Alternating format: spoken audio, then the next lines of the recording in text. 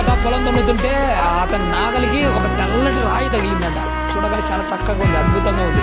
వెంటనే ఆడ ఏం చేశాడంటే, అబ్బో ఇన్ని రాయి, ఇంత అద్భుతమైన తెల్ల రాయి నేను ఎక్కడ చూడలేదని ఇంటికి తీసుకొని వచ్చాడట. ఇంటికి తీసుకురాగానే వాళ్ళ ఇంట్లో వాళ్ళ భార్య చాలా చక్కగా ఉందని సంతోషం అంటే ఏం చేసిందంటే, ఆ రాయితో ఏం చేసిందంటే రోజు ఏదో ఒకటి రోట్లు వేసి దంచుకుంటూ ఉండేదట. అది చూడగా అటుగా పోయే ఒక మంగళ వ్యక్తి చూసి, అమ్మ రోజు దాంతో ఎందుకు దంచుకుంటావు, నీ ఇంట్లో ఖాళీగానే ఉంది కదా, నేను ఒక 100 రూపాయలు ఇస్తాను, నాకు ఆ రాయి ఇస్తావా? అప్పుడు ఆయన అనుకున్నాడు, సరేలే ఇది ఖాళీగా ఉండడం ఎందుకు, 100 రూపాయలు వస్తుంది కదా అని చెప్పేసి ఆ రాయి ఒక మంగళోడికి అమ్మిందట.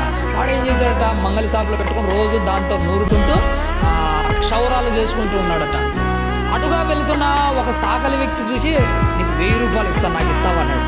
సరేలే 100 రూపాయలకే కదా నేను 1000 రూపాయలు అడుగుతున్నావు కదా, నీకు 1000 రూపాయలు ఇచ్చా అని చెప్పేసి ఆ 1000 రూపాయలు ఇచ్చి ఆ రాయి తీసుకొని వెళ్ళి బట్టలు ఉతికేటప్పుడు సోప్ ఉంటుంది చూసినారా, ఆ సోపు దాని మీద పెట్టుకోవడానికి వాడుకుంటున్నారట. చాలా చక్కగా ఉంది.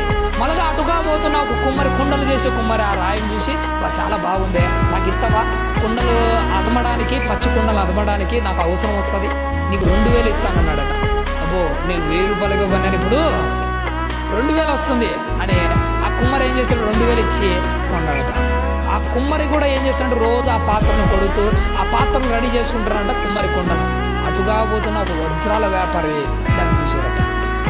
వాళ్ళందరి చేతిలో ఉన్నది ఏంటట, ఒక విలువైన వజ్రం. ఎప్పుడైతే వజ్రాల వ్యాపారి దాన్ని చూశాడో తనకు ఉన్నదంతా అమ్మి ఆ వజ్రాన్ని కొనేశాడట. ఎవరికి దాని విలువ అర్థమైంది?